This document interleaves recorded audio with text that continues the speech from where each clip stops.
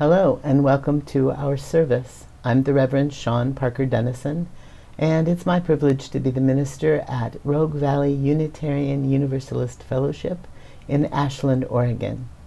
It's also my pleasure to be presenting this service with my intern minister, Allison Cole Duran-Sutherland, for the Cooperative UU at the Movies summer program.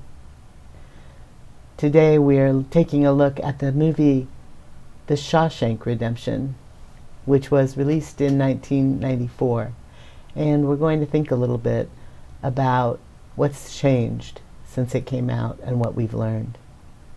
But right now we're going to start our service with these opening words.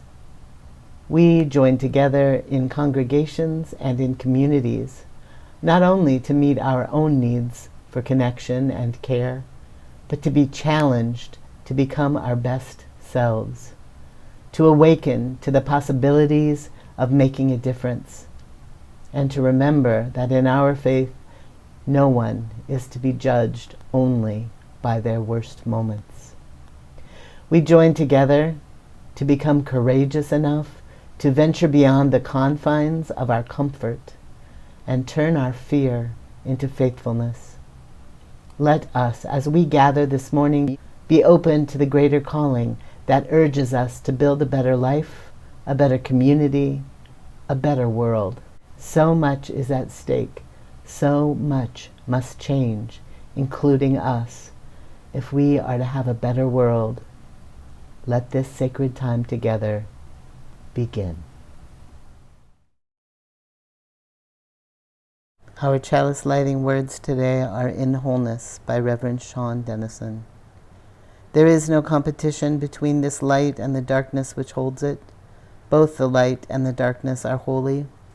We light our chalice not to defeat the darkness, but because for a time we need the gifts of the flame, warmth and light to guide and help us in our endeavors.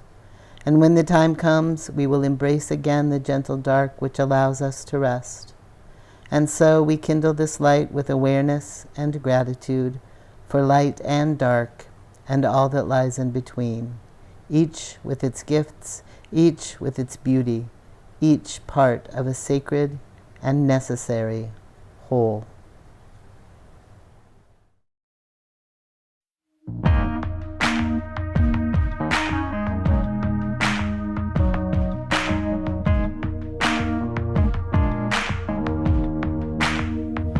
And I wanna break from the bonds that hold me. Yes, I want to break them.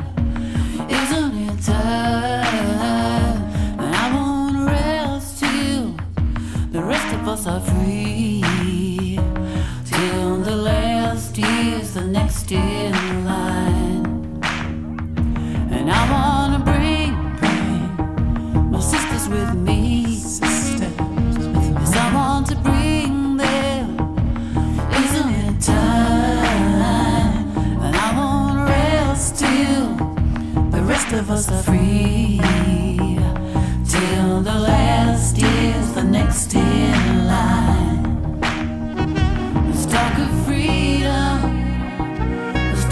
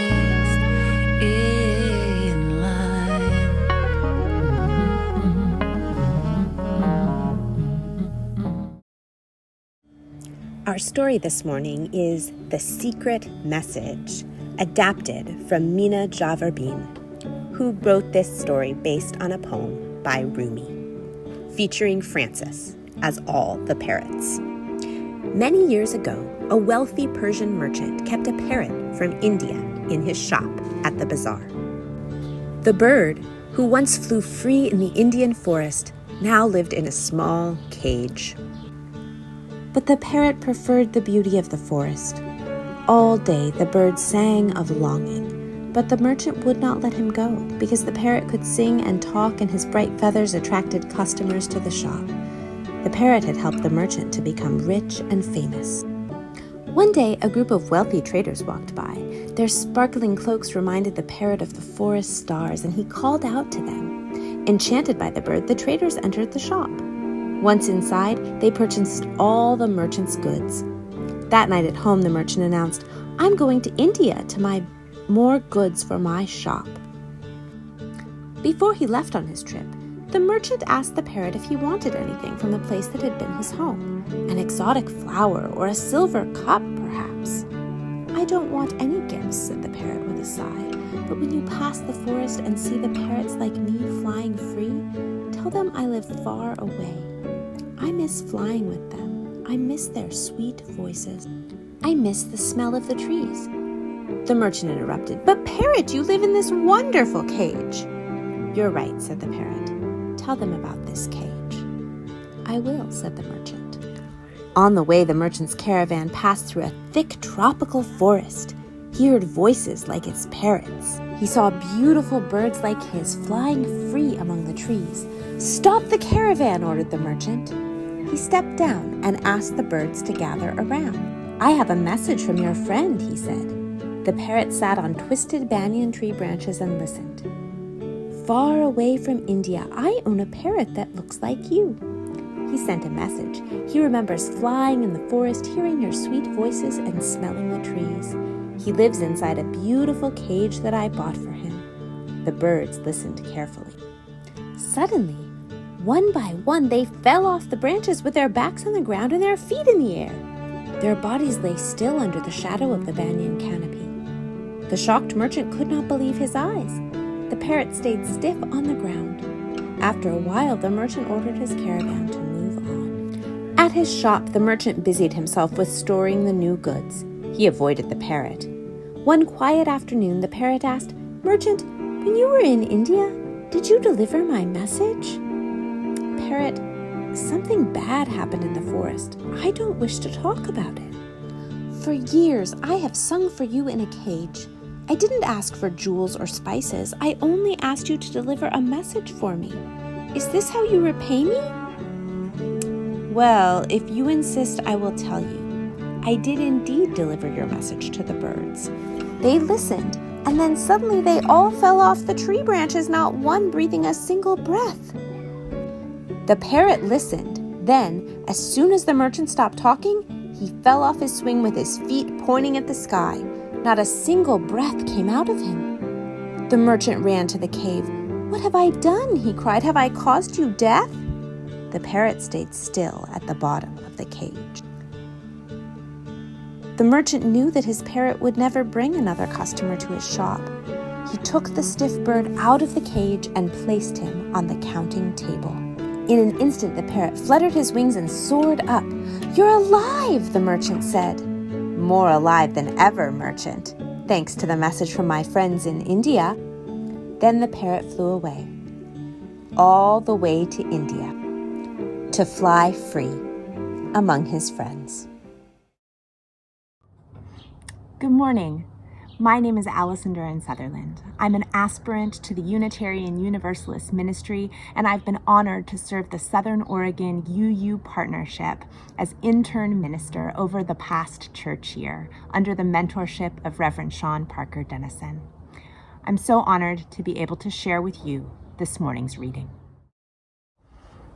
Bring Me Home by Reverend Sean Parker Dennison. When I have wandered again into the desert, the barren lands of Midian, ashamed, afraid, refusing to return, bring me home. when I have stood on holy ground, removed my shoes, but refused to hear the voice within the fire. Bring me home. When I have fled, again, still insisting that I am not enough, that my limitations are too big and my courage too small, bring me home. When I avoid the suffering of my people who are all people and spend my time tending unendangered flocks, bring me home. When I lift my voice and staff, still expecting nothing, and instead find miracles and plagues, death and life, freedom and pain, bring me home. When my people wander, 10 years for each one I ran from you, and still there is manna and water from stone, the beauty of clear commands, bring me home. When I glimpse the land of promise and know that it is real, both milk and honey, not for me to taste, but a true promise for the generations, then, dear one, then, bring me home. Caged Bird by Maya Angelou. A free bird leaps on the back of the wind and floats downstream till the currents end, and dips his wings in the orange sun's rays and dares to claim the sky. But a bird that stalks down his narrow cage can seldom see through his bars of rage. His wings are clipped and his feet are tied, so he opens his throat to sing. The caged bird sings with a fearful trill of things unknown but longed for still, and his tune is heard on a distant hill, for the caged bird sings of freedom. The free bird thinks of another breeze, and the trade winds soft through the sighing trees, and the fat worms waiting on a dawn-bright lawn, and he names the sky his own. But a caged bird stands on the grave of dreams. His shadow shouts of a nightmare scream. His wings are clipped and his feet are tied, so he opens his throat to sing. The caged bird sings with a fearful trill of things unknown but longed for still, and his tune is heard on a distant hill, for the caged bird sings of freedom. In 1994, when the film The Shawshank Redemption was released, I was a young parent of a 3-year-old. Given it was based on a short novel by Stephen King, I was wary. I don't like horror, and a short story by King that I read as a teenager still showed up in my nightmares. So I put off seeing it until a friend from the UU Fellowship told me that while it didn't ignore the cruelty in the world, it wasn't horror. It was a film about hope. I went to see it the next day and was so moved that I went back twice more before the theater moved on to its next big thing. It quickly became my answer to the question, "What's your favorite film?" And it stayed at the top of that list for nearly 30 years. It had made me laugh and cry, wrestle with hope and despair, and ask myself some tough questions that I now know were the kind I would come back to again and again. So when I learned that we'd be UUs at the movies for this summer worship cooperative, I immediately thought of The Shawshank Redemption. And then I tried to ignore that thought. I spent lots of time trying to think up a more recent film. I asked my worship team, and they came up with a long list of good ideas. One of those ideas was to preach about the film Just Mercy, based on the life and work of civil rights lawyer Bryan Stevenson. And that suggestion changed my mind. I decided to revisit The Shawshank Redemption and consider it through the lens of all that I've learned since 1994. The work of Bryan Stevenson, the prison abolition movement, my personal and professional understanding of racism and white supremacy culture, and so many recent events that have made all of us aware of how these systems of oppression and violence work together to feed each other fear and hatred. a world view that is diametrically opposed to the 7, soon 8 if we do the right thing, principles. So I went back and watched The Shawshank Redemption again and again, and I was amazed that it has held up well, and I'm grateful for the ways that it broke new ground when it came out. I can confidently say that it's still on my list of best films, and I'm glad to revisit it and reflect with you on redemption, freedom, and hope. You don't need to have seen the film. It's set in Shawshank Prison over a period of about 20 years, starting in 1947. It follows two main characters, Red, played by Morgan Freeman, and Andy, played by Tim Robbins. Andy is a new inmate convicted, wrongly, of the murder of his wife and her lover. Red has been there for years, guilty of a murder he committed when quite young. The film begins when Andy arrives, and Red bets the other inmates that he will be the one that breaks down the first night, as someone always does. Red loses his bet. Andy doesn't break down. He is quiet and keeps to himself, and Red, who narrates the story, says, "I could see why some of the boys took him for snobby. He had a quiet way about him, a walk and a talk that just wasn't normal around here. He strolled like a man in a park without a care or a worry in the world, like he had on an invisible coat that would shield him from this place." Yeah, I think it would be fair to say I liked Andy from the start. Eventually, Andy approaches Red, who is known in the prison for being the guy who can get things, and asks him for a small rock hammer. Red is wary, thinking Andy wants it for a weapon, but Andy convinces him it's just to continue his rock-hounding hobby. When Red asks if it could be used to break out of the prison, Andy laughs and says, "When you see it, you'll know what the joke is." Red gets him the rock hammer, which is just about the size of a man's hand, and Red laughs and says, "I imagine it would take a man 600 years to dig their way out of Shawshank with it."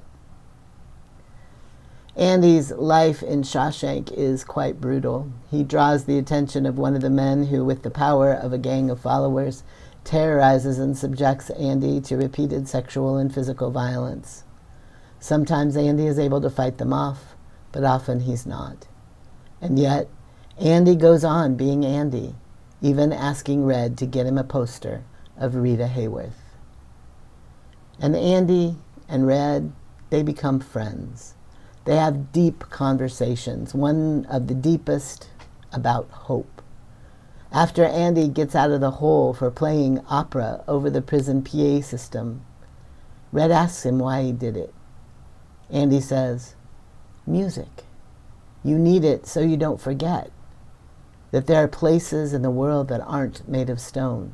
There's something inside that they can't get to, can't touch. It's yours."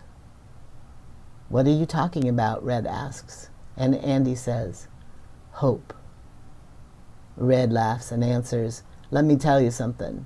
Hope can be a dangerous thing. It can drive a man insane." This is the core conflict in The Shawshank Redemption. When you know you are sentenced to not one but 2 life sentences in this prison, at the mercy of a corrupt warden hiding behind Christian rhetoric, controlling everything with brutality and violence, is hope a good thing, or is it dangerous? Of course, the answer is both. And this is why The Shawshank Redemption holds up over time. It never shied away from the truth that hope is both dangerous and necessary. The film wrestles with this dilemma in many ways, and like Jacob wrestling with an angel, we're forever changed by it. Our hearts are broken, healed and broken, and healed again and again. Sometimes it seems like hope, that thing with feathers, as Emily Dickinson so famously said, has fallen to the ground, seemingly dead. And yet, The Shawshank Redemption is a film that broke ground in my life and I think in the world. It avoided so many tropes, allowing a real friendship to grow between Red and Andy, a relationship of equals in which Red isn't reduced to the magic Negro or a sidekick. Red's honest skepticism is as necessary for the story as Andy's hope. When characters suffer, when hope runs out for them, it's Red who tells us how their hearts broke. It's Red's compassion that explains how a man can lose everything to the institution, even how to be free. And when Andy does manage to dig himself to freedom with that tiny rock hammer, not in 600 years, but in just under 20, it's Red's words that help paint a picture of both the joy and the grief. When he tells us, "I have to remind myself that some birds aren't meant to be caged.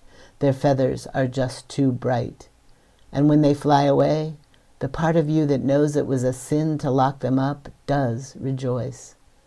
But still, the place you live in is that much more drab and empty that they're gone. I guess I just miss my friend." There's a lot to consider in the story of the Shawshank Redemption that holds up over time and circumstance. There's also a lot we've learned. Brian Stevenson and so many others have shown us again and again that what the Shawshank Redemption misses is the way the prison system is and has always been a part of the way racism and the systems of white supremacy are upheld and enforced. In reality, Andy and Red would have a hard time becoming friends across the chasm of race and its effects on their lives. And while the film reveals the brutality of prison, we know that by turning prisons into businesses that protect their profits at all costs, the conditions are even worse now. Not just violence and bad food, but leaving inmates to die in the heat or the cold, or of disease, ignoring incidents of violence and using prison labor on chain gangs and fighting fires for 10 cents an hour. The film tries mightily to humanize the men in prison, to show how the system itself is the brutalizer, and how each choice that is made is a choice in response to that brutality, an attempt to survive, to maintain something like hope. And in ever more violent and deadly systems, that is a dangerous thing. All around us, there are people trying to continue and even increase the dehumanization of incarcerated people, trading in fear and a worldview that tries to convince everyone that anyone incarcerated is unworthy of dignity, compassion, or a chance to try again. This is where our principles and theology matter most. Our tradition is deeply rooted in the deep belief that what is even more dangerous than hope is the abandonment of it. When we give up our commitment to upholding the worth and dignity of anyone, we become imprisoned ourselves, even if that cage is gilded and comfortable. The wisdom of the Shawshank Redemption is that it offers us not a choice between hope and danger, but a choice between embracing hope for us all or abandoning it. When Andy says you either get busy living or get busy dying, he is reminding us that we are not at the mercy of hopelessness. We can choose. Freedom and hope may be dangerous, but they are inside of us, untouchable, and always ours to choose. The Shawshank Redemption raises the question of who is imprisoned and who is free. What is the key to the cell of fear and how do we forge it? What I see in the film is that compassion is connected to freedom and mercy is more powerful than fear. Those who try to control others have neither freedom nor love, just the knowledge that the time will come when they are not the strongest anymore. Fear is the cage they have locked themselves into. What, in the end, is the redemption in the film? that good men get free one way or another, that the corrupt do not win, that moments of joy are valuable, so valuable they can help one endure years of suffering, that friendship can overcome hopelessness, that each and every incarcerated person has a story and a lifetime and is more than their worst moment. This is a story of hope, and that is the story we want and this world needs us to share. May we choose compassionately for ourselves and for all who suffer. May it be so. May we be the ones that make it so. Amen. Ashe, and blessed be. Each week we take an offering that helps our congregations do what they do, to work toward their missions, and to put our principles into action to create a better world. Many of our congregations rely on the gifts and pledges of their members for up to 80% of their budget.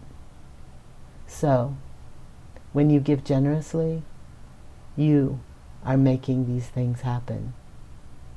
We know not everyone can give money, so we hope you also think about how you give your time, your skills, and all of the things that you have to give.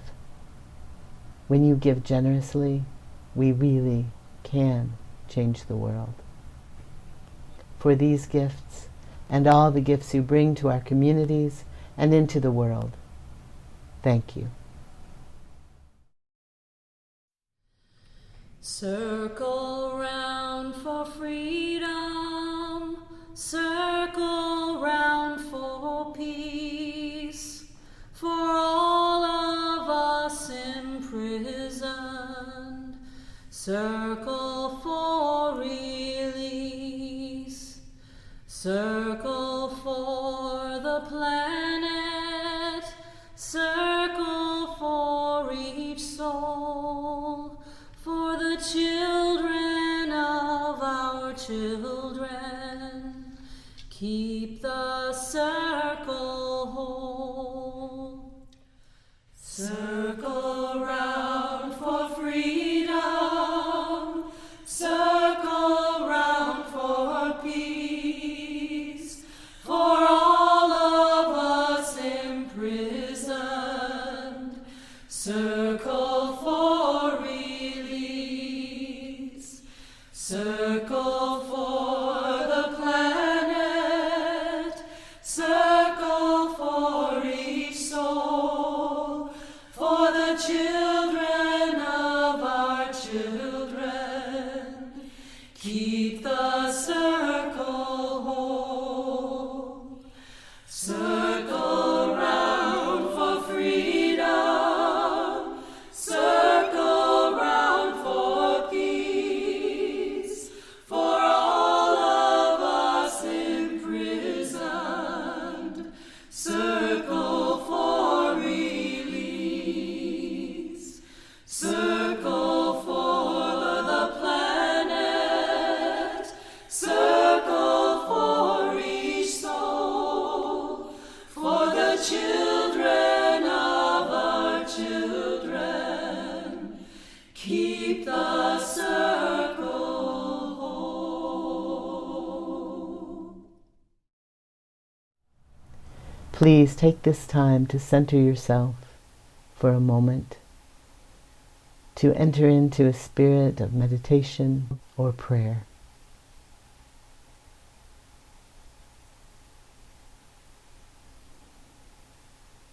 Spirit of life, great mystery, be with us this moment. For we know that hope, while it can save us, can also be dangerous. We know that both these things are true at the same time, and therefore we know we need each other, and we need the spirit of love to engage with this dangerous hope. It takes courage, it takes creativity, and it takes compassion to unlock the bars of the prisons and the cages where people are kept. As Universalists, we know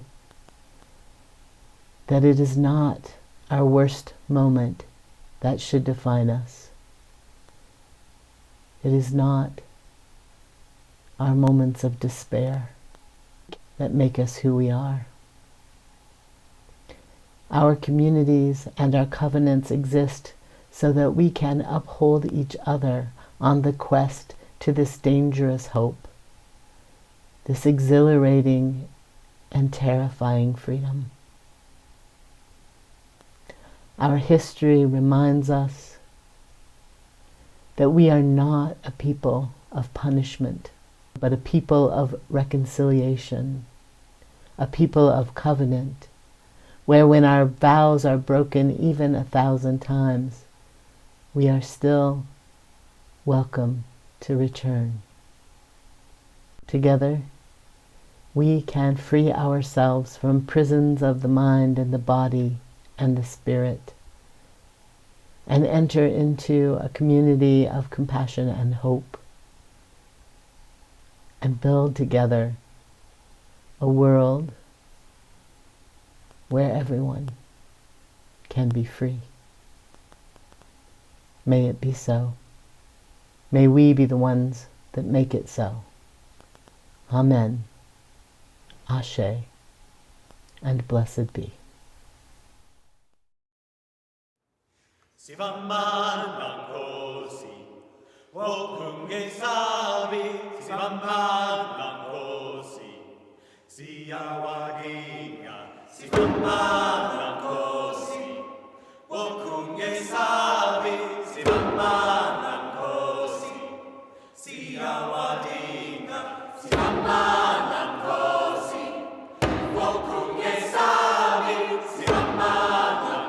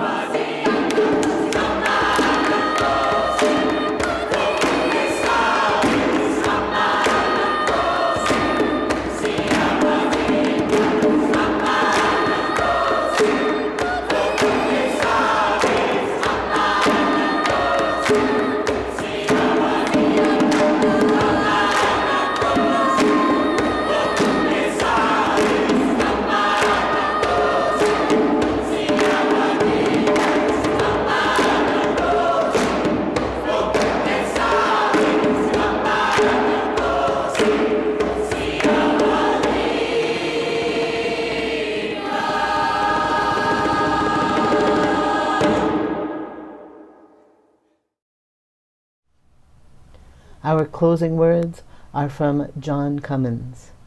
May we never rest until every child of earth in every generation is free from all prisons of the mind and of the body and of the spirit, until the earth and the hills and the seas shall dance, and the universe itself resound with the joyful cry, "Behold, I am."